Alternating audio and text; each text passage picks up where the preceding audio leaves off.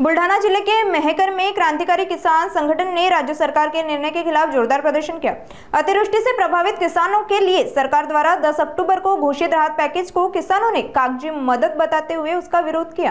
किसानों ने मेहकर उप विभागीय अधिकारी कार्यालय के बाहर शासन निर्णय की होली जलाकर सरकार के खिलाफ नारेबाजी की। इस दौरान किसानों ने हमें मदद कागज पर नहीं सच में चाहिए ऐसे नारे लगाते हुए सरकार को जगाने की कोशिश की और वास्तविक आर्थिक सहायता की मांग की। आज क्रांतिकारी शेतकरी संघटनेच्या वतीने राज्य सरकारने जो 9 तारखेला GR काढला होता त्यामधून बुलढाणा जिल्ह्यातले काही 4 तालुके वगळण्यात आले होते।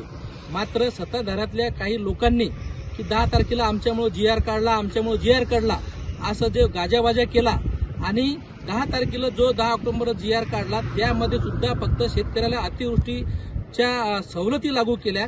त्यामध्ये वीज बिल माफ, शैक्षणिक फी माफ आणि कर्जमाफी स्थगिती अशा किरकोळ ह्या थोटांड दाखवणाऱ्या योजना ह्या शेतकऱ्याला दिल्या आणि शेतकऱ्याच्या तोंडाला पाणी पुसण्याचं काम राज्य सरकारनं केलं।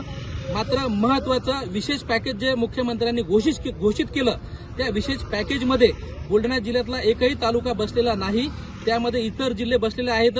त्याच्यामुळे आम्ही त्या 10 तारखेच्या GRची आज होळी केली आणि राज्य सरकारचा निषेध केला व गाजावाजा करणाऱ्या या सत्तेमधील लोकांना सुद्धा त्याचा निषेध करून आम्ही आज GRची होळी केली।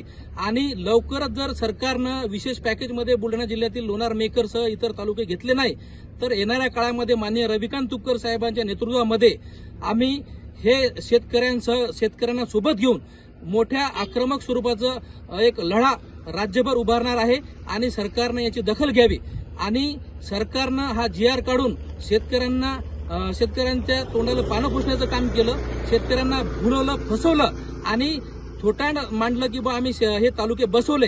मात्र दुष्काळाच्या सवलती लागू केल्या पण विशेष पॅकेजमध्ये मदतीमध्ये बुलढाणा जिल्ह्यातले कुठलेही तालुके बसले नाही हे आम्ही शेतकऱ्याला सांगू इच्छितो। म्हणून आम्ही त्यांचा निषेध करण्यासाठी आज शासन निर्णयाची होळी केलेली आहे।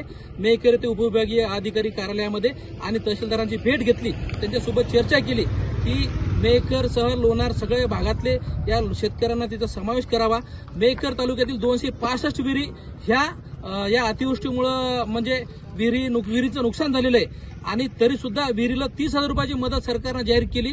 30,000 रुपयामध्ये ह्या विहिरी दुरुस्त होऊ शकत नाही, म्हणून आमची मागणी आहे की भरभक्कम मदत शेतकऱ्याला दिली पाहिजे। अतिशय नुकसान झाले त्या नुकसानीच्या प्रमाणात मदत मिळाली पाहिजे अशी आमची मागणी आहे।